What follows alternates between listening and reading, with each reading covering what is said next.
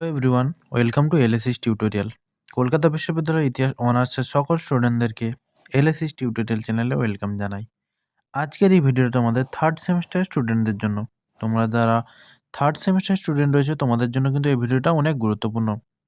তোমাদের থার্ড সেমিস্টারে যে ডিএসসিসি 3 পেপার রয়েছে এই পেপারের একটি গুরুত্বপূর্ণ 5 মার্কস অ্যান্সার এই ভিডিওর মাধ্যমে আমি শেয়ার করে দেবো। অলরেডি আমি তোমাদের এই পেপারে সাজেশান পোস্ট করে দিয়েছি। তোমরা যারা এখনও চেক আউট করোনি অবশ্যই কিন্তু সাজেশানটা চেক আউট করে নেবে এবং সাজেশান ধরে ধরে কিন্তু আমি অধিকাংশ প্রশ্নের অ্যান্সারও অলরেডি পোস্ট করে দিয়েছি। তোমরা যারা এখনও অ্যান্সারগুলো কালেক্ট করোনি অবশ্যই কিন্তু কালেক্ট করে নেবে। তাহলে আর বেশি দেরি করছি না, সরাসরি আমি মূল ভিডিওতে আসছি। এই ভিডিওতে আমি তোমাদের যে প্রশ্নের অ্যান্সারটি শেয়ার করব, প্রশ্নটি হচ্ছে অশোকের কলিঙ্গ যুদ্ধে তাৎপর্য আলোচনা করো। খুব ইম্পর্টেন্ট প্রশ্ন তোমাদের এই সেমিস্টারের জন্য। আমি কিন্তু সাজেশানে এই প্রশ্নটি দিয়েছিলাম। তোমরা কিন্তু অবশ্যই অশোকের কলিঙ্গ যুদ্ধ এই অংশটা কিন্তু ভালো করে পড়ে যাবে। আমি কিন্তু অ্যান্সারটি বলে দিচ্ছি, তোমরা কিন্তু অবশ্যই নোট ডাউন করে নিতে পারো। মৌর্য সাম্রাজ্যের শ্রেষ্ঠ শাসক মহামতি অশোক পিতা বিন্দুসারের মৃত্যুর পর 273 খ্রিস্টপূর্বাব্দে সিংহাসনে বসেন। এরপর তিনি সাম্রাজ্যবাদী নীতি অনুসরণ করে 260 খ্রিস্টপূর্বাব্দে কলিঙ্গ অভিযান করে জয়লাভ করেন। ত্রয়োদশ শিলালিপি থেকে আমরা অশোকের জীবন ও রাজনীতির ওপর কলিঙ্গ যুদ্ধের প্রভাবের কথা জানতে পারি। ডক্টর হেমচন্দ্র রায়চৌধুরীর মতে the conquest of Kalinga was great landmark in the history of Magadha and of India. Kalinga যুদ্ধের সম্রাট অশোক বিজয়ী হয়েছিলেন ঠিকই, কিন্তু এই জয় অতি সহজে হয়নি। এই যুদ্ধের ভয়াবহতা প্রকাশিত হয়েছে ত্রয়োদশ গিরি শাসনে। সম্রাট অশোক নিজেই স্বীকার করেছেন যে তার আক্রমণে প্রায় 1 লক্ষ মানুষের মৃত্যু ঘটে এবং প্রায় 1.5 লক্ষ মানুষ বন্দী হন। কলিঙ্গ যুদ্ধের এই বীভৎস হত্যালীলা অশোকের মনে গভীর অনুশোচনা জগায়।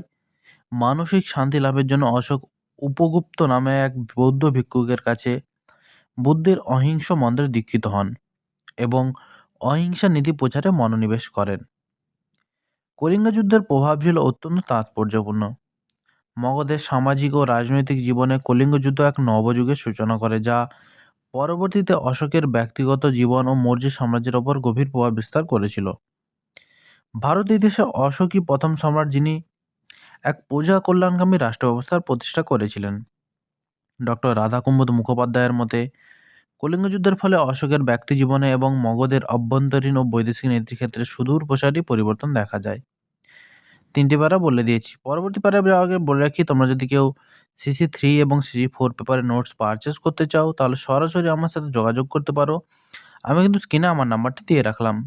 তোমরা যদি আমাকে কল বা মেসেজ করো তাহলে আমি তোমাদের অল্প দামে এই পিডিএফগুলো শেয়ার করে দেবো। তাই তোমরা যারা পারচেস করতে ইচ্ছুক আমার সাথে মেসেজ করতে পারো।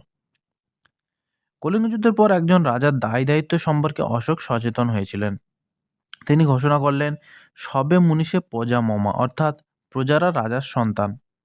জনকল্যাণের আদর্শকে সামনে রেখে অশোক তার রাজ্যাভিষেকের ত্রয়োদশ বছরে ধর্ম মহামাত্র নামক এক নতুন কর্মচারী নিয়োগ করেছিলেন, যাদের কাজ ছিল ধর্মের প্রচার করা ও ধর্মপ্রাণ ব্যক্তিদের রক্ষণাবেক্ষণ করা। এছাড়া বিভিন্ন সম্প্রদায়ের মধ্যে সাম্প্রদায়িক সম্প্রীতি বজায় রাখার জন্য অশোক তাদের দায়িত্ব দিয়েছিলেন। যুদ্ধের পর অশোক তার বিচার ব্যবস্থার ক্ষেত্রে কিছু পরিবর্তন সাধন করেন। আগে শাস্তির ক্ষেত্রে ব্রাহ্মণরা যে বিশেষ সুবিধা লাভ করতেন অশোক তা রদ করেন। তিনি দণ্ড সমতা ও ব্যবহার সমতার নীতি প্রয়োগ করেন, ফৌজদারি দণ্ডবিধির কঠোরতা হ্রাস করেন এবং ক্ষেত্র বিশেষে কয়েদিদের মুক্তিদানের ব্যবস্থা করেন। কলিঙ্গ রাজ্য জয়ের পর অশোক সাম্রাজ্যবাদী নীতি সম্পূর্ণ পরিত্যাগ করে বিভিন্ন বিদেশি রাষ্ট্রের সঙ্গে সাংস্কৃতিক ভাব বিনিময়ের ওপর গুরুত্ব আরোপ করেন।